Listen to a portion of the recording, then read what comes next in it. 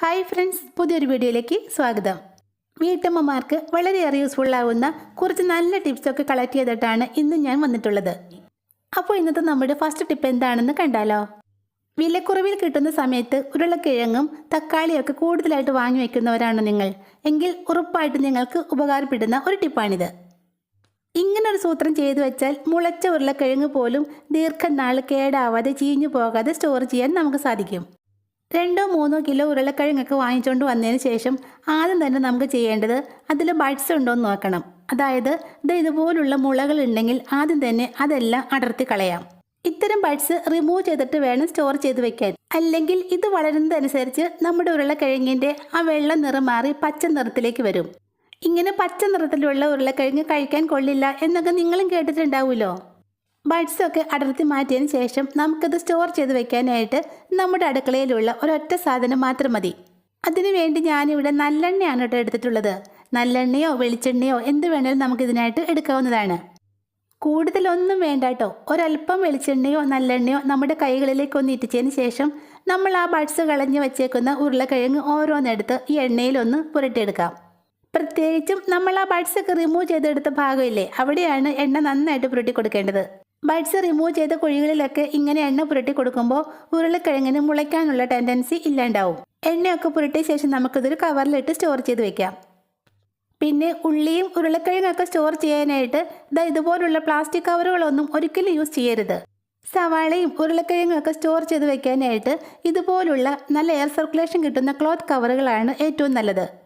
ഇനിയിപ്പോൾ ഇതുപോലുള്ള ക്ലോത്ത് കവറൊന്നും ഇല്ലെങ്കിൽ 2-3 ഷീറ്റ് ന്യൂസ് പേപ്പർ തറയിലോ അല്ലെങ്കിൽ ഒരു പരന്ന പാത്രത്തിലോ വിരിച്ചിട്ടതിന് ശേഷം അതിന് മുകളിലേക്ക് നമ്മുടെ ഉരുളക്കിഴങ്ങ് ഓരോന്നായിട്ട് നിരത്തി വെച്ചാലും മതി. ഇങ്ങനെ എണ്ണ പുരട്ടി കവറിലേക്ക് ഇട്ട് വെച്ച ഉരുളക്കിഴങ്ങ് അധികം ചൂടോ വെളിച്ചമോ ഇല്ലാത്ത ഭാഗത്ത് വെച്ചാൽ മാസങ്ങളോളം നമുക്കിത് കേടാവാതെ മുള വരാതെ സ്റ്റോർ ചെയ്യാൻ സാധിക്കും. ഈ ടിപ്പ് നിങ്ങൾക്ക് യൂസ്ഫുള്ളായി തോന്നുവാണെങ്കിൽ ഇനി ഉരുളക്കിഴങ്ങ് അധികമായിട്ട് വാങ്ങിക്കുന്ന സമയത്ത് ഇങ്ങനെയൊന്ന് ട്രൈ ചെയ്ത് നോക്കണേ. ഫ്രിഡ്ജിൽ വയ്ക്കാതെ തന്നെ തക്കാളി കൂടുതൽ നാൾ സ്റ്റോർ ചെയ്ത് വെക്കാനുള്ളതാണ് നമ്മുടെ അടുത്ത ടിപ്പ്. തക്കാളി കേടാവാതെ സ്റ്റോർ ചെയ്ത് വെക്കാനായിട്ട് നമുക്ക് വേണ്ടത് പൊടിയുപ്പാണ്. കുറച്ച് ഉപ്പ് പൊടി എടുത്ത് സ്റ്റോർ ചെയ്ത് വെക്കാനുള്ള തക്കാളിയുടെ മേലേക്ക് തൂവി കൊടുക്കാം.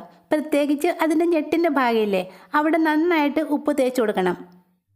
ഇങ്ങനെ ഉപ്പ് തേച്ച് കൊടുക്കുന്ന തക്കാളി ഫ്രിഡ്ജിൽ വെക്കാതെ തന്നെ 2 ആഴ്ചയോളം കേടാവാതെ സ്റ്റോർ ചെയ്യാൻ നമുക്ക് സാധിക്കും.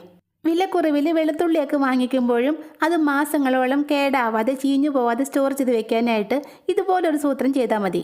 വെളുത്തുള്ളി ഇങ്ങനെ കുടങ്ങളായിട്ട് വെച്ച് കഴിഞ്ഞാൽ അത് പെട്ടെന്ന് തന്നെ കേടായി പോകും. അതുകൊണ്ട് നമുക്കിത് ഓരോന്നെടുത്ത് അല്ലികളായിട്ട് വേർതിരിച്ചെടുക്കാം. വെളുത്തുള്ളി കുടങ്ങളുടെ നടുവിലുള്ള ഈ തണ്ടില്ലേ, അത് വലിച്ചു കളഞ്ഞിട്ട് വേണം വെളുത്തുള്ളി സ്റ്റോർ ചെയ്ത് വെക്കാൻ, അല്ലെങ്കിൽ പെട്ടെന്ന് തന്നെ കേടായി പോകും.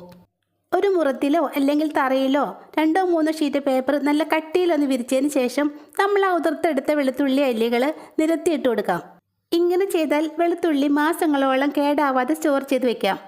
പിന്നെ ചൂടും വെയിലും തട്ടാത്തിടത്ത് വേണം ഇതൊക്കെ സ്റ്റോർ ചെയ്ത് വെക്കാൻ. അക്കാര്യം പ്രത്യേകം ശ്രദ്ധിക്കണേ. അതുപോലെ തന്നെ കൂടുതലായിട്ട് വറ്റൽമുളകൊക്കെ വാങ്ങിക്കുന്ന സമയത്ത് അത് ഫ്രിഡ്ജിൽ വെക്കാതെ തന്നെ കുറേ നാൾ കേടാവാതെ സ്റ്റോർ ചെയ്ത് വെക്കാൻ സാധിക്കും. കറികളിൽ കടുക് താളിച്ചൊഴിക്കാനും അതുപോലെ തന്നെ ഇടിച്ചുലർത്താനും ഒക്കെ ആയിട്ട് നമ്മൾ വറ്റൽമുളക് യൂസ് ചെയ്യാറില്ലേ, അത് കുറേയൊക്കെ വാങ്ങിച്ച് വെക്കുമ്പോൾ പെട്ടെന്ന് തന്നെ പൂപ്പൽ വന്ന് കേടായി പോവും. അങ്ങനെ പോവാതിരിക്കാനായിട്ട് ഈ ഒരു സൂത്രം ചെയ്തു വെച്ചാൽ മതി. ഞാൻ 1 കിലോ വറ്റൽമുളക് വാങ്ങിയതാണ് കേട്ടോ. ഇനിയിപ്പോൾ ഇത്രയേ ബാക്കിയുള്ളൂ. മുളക് കേടാവാതെ സ്റ്റോർ ചെയ്യാനായിട്ട് ഞാൻ ചെയ്യുന്ന ഒരു ടിപ്പാണ് ഇവിടെ പറയുന്നത്. മഴക്കാലത്തും നല്ല തണുപ്പുള്ള സമയത്തുമൊക്കെയാണ് വറ്റൽമുളക് പെട്ടെന്ന് തന്നെ പൂത്ത് കേടായി പോകുന്നത്. അപ്പോൾ അത് ഒഴിവാക്കാനായിട്ട് ആഴ്ചയിൽ ഒരിക്കൽ ഈ ഒരു സൂത്രം ചെയ്താൽ മതി. ചുവട് കട്ടിയുള്ള ഒരു ഉരുളിയോ ചീനച്ചട്ടിയോ സ്റ്റൗവിലേക്ക് വെച്ച് നന്നായിട്ടും ചൂടാക്കി എടുക്കണം. എന്നിട്ട് സ്റ്റൗ ഓഫ് ചെയ്തതിന് ശേഷം നമ്മുടെ മുളക് അതിലേക്കിട്ട് ഒന്ന് ചൂടാക്കി എടുത്താൽ മാത്രം മതി. ഇനി ഇതിൻ്റെ ചൂട് നന്നായിട്ടൊന്ന് ആറിയ ശേഷം നമുക്കൊരു എയർ ടൈറ്റ് കണ്ടെയ്നറിലാക്കി സ്റ്റോർ ചെയ്ത് വെച്ചാൽ മതി. ഫ്രിഡ്ജിലൊന്നും വെക്കേണ്ട ആവശ്യമില്ല കേട്ടോ. ആഴ്ചയിൽ ഒരിക്കലെങ്കിലും ഇങ്ങനെ ചെയ്തു വെച്ചാൽ നമ്മുടെ വറ്റൽമുളക് കേടാവാതെ പൂത്തു പോകാതെ മാസങ്ങളോളം സ്റ്റോർ ചെയ്ത് വെക്കാം. വെളിച്ചെണ്ണയൊക്കെ ഒഴിച്ച് വെക്കുന്ന കുപ്പി എടുക്കുമ്പോൾ അതിൻ്റെ ചുറ്റിലും ഇതുപോലെ എണ്ണയൊക്കെ ഇങ്ങനെ ഒഴുകി ഇറങ്ങി പറ്റിപ്പിടിച്ചിരിക്കാറില്ലേ. ചിലപ്പോഴൊക്കെ നമ്മൾ കുപ്പി ഇങ്ങനെ പൊക്കിയെടുക്കുമ്പോൾ കുപ്പി നമ്മുടെ കയ്യിൽ നിന്ന് വഴുതി വീഴാറുമുണ്ട്. ഇതുപോലൊരു പഴയ സോക്സ് ഉണ്ടെങ്കിൽ ഈ പ്രശ്നം നമുക്ക് സിമ്പിളായിട്ട് പരിഹരിക്കാം. നന്നായിട്ട് ക്ലീൻ ചെയ്തെടുത്ത ഒരു സോക്സ് എടുത്ത് കുപ്പിയുടെ അടിഭാഗത്ത് കൂടെ ഇതുപോലെ ഒന്ന് ഇട്ട് കൊടുത്താൽ മാത്രം മതി. ഇങ്ങനെ ചെയ്യുമ്പോൾ കുപ്പിയിൽ നിന്നും ഒലിച്ചിറങ്ങുന്ന ഓയിൽ നമ്മുടെ സോക്സിൽ പറ്റിപ്പിടിച്ചിരുന്നോളും. അതുമാത്രമല്ല, നമ്മൾ കുപ്പി എടുക്കുമ്പോൾ നമ്മുടെ കൈകൾക്ക് നല്ലൊരു ഗ്രിപ്പും കിട്ടും. ഈ ടിപ്പ് അറിയാത്തവരുണ്ടെങ്കിൽ ട്രൈ ചെയ്ത് നോക്കണേ. അടുത്ത ടിപ്പ് ചെയ്യാനായിട്ട് ഞാനിവിടെ കുറച്ച് സോപ്പ് കഷ്ണങ്ങളാണ് എടുത്തിട്ടുള്ളത്. കുളിച്ചതിന് ശേഷമോ അലക്കിയതിന് ശേഷമോ ഒക്കെ ബാക്കി വരുന്ന ഇത്തരം കുഞ്ഞു കുഞ്ഞു സോപ്പ് കഷ്ണങ്ങളൊക്കെ സാധാരണഗതിയിൽ നമ്മൾ അങ്ങനെ യൂസ് ചെയ്യാറില്ല. വെറുതെ കളയാറാണ് പതിവ്. തീരെ ചെറിയ പീസായതുകൊണ്ട് കയ്യിൽ പിടിച്ച് നമുക്കിതുകൊണ്ട് ഒന്നും ചെയ്യാനും സാധിക്കില്ല. അപ്പോൾ ഇനി മുതൽ ഇങ്ങനെയുള്ള കുഞ്ഞു കുഞ്ഞു സോപ്പ് കഷ്ണങ്ങളൊന്നും ആരും വെറുതെ കളയണ്ട കേട്ടോ. ഈ ഒരൊറ്റ സൂത്രം ചെയ്തു വെച്ചാൽ മതി.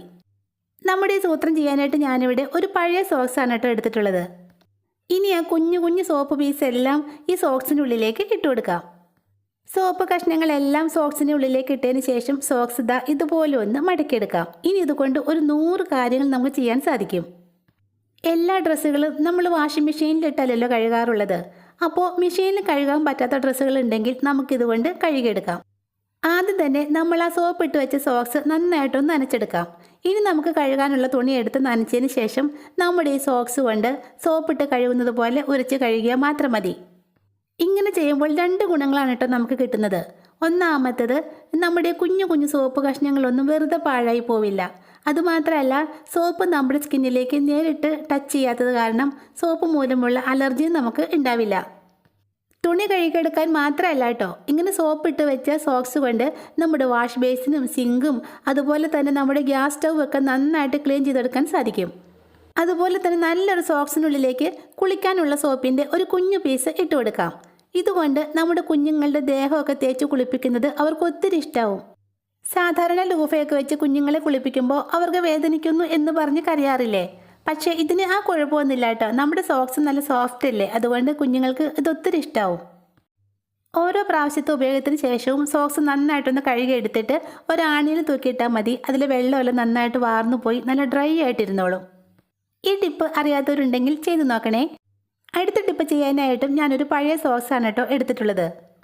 ഇതുപോലൊരു സോക്സ് ഉണ്ടെങ്കിൽ ബ്രഷ് വെച്ച് ഉരച്ച് കഴുകാതെ തന്നെ നമ്മുടെ ടോയ്ലറ്റ് എപ്പോഴും നല്ല ഫ്രഷ് ആയിട്ടിരുന്നോളും.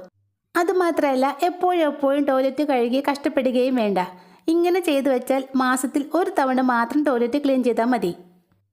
ടിപ്പ് ചെയ്യാനായിട്ട് ഞാനിവിടെ എടുത്തിട്ടുള്ളത് കുളിക്കാനുള്ള സോപ്പിൻ്റെ ഒരു കുഞ്ഞു പീസാണ് കേട്ടോ. ഈ ഒരു കുഞ്ഞു കഷ്ണം സോപ്പ് മതി 1 മാസത്തേക്ക് നമ്മുടെ ടോയ്ലറ്റ് ക്ലീൻ ചെയ്യാൻ. സോപ്പ് കഷ്ണം നമുക്ക് സോക്സിനുള്ളിലേക്ക് ഇട്ട് കൊടുക്കാം.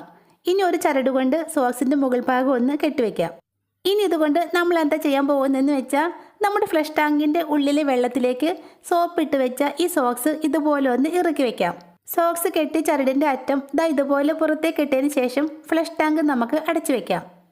ഇങ്ങനെ ചെയ്തു വെച്ചാൽ ഓരോ ഫ്ലഷിലും നമ്മുടെ ടോയ്ലറ്റ് ഉരച്ച് കഴുകാതെ തന്നെ നല്ല ക്ലീനായിട്ട് കിടന്നോളും. അതുമാത്രമല്ല, കുളിക്കാനുള്ള സോപ്പാണ് നമ്മളിവിടെ എടുത്തിട്ടുള്ളത്. അതുകൊണ്ട് നമ്മുടെ ടോയ്ലറ്റിലെ ബാഡ് സ്മെല്ലൊക്കെ മാറി എപ്പോഴും നല്ല ഫ്രഷ് സ്മെല്ലുണ്ടാവും. ടോയ്ലറ്റ് എപ്പോഴും നല്ല ഫ്രഷ് ആയിട്ടിരിക്കാനുള്ള നല്ലൊരു ടിപ്പാണ് കേട്ടോ ഇത്. അറിയാത്തവരുണ്ടെങ്കിൽ ചെയ്ത് നോക്കണേ.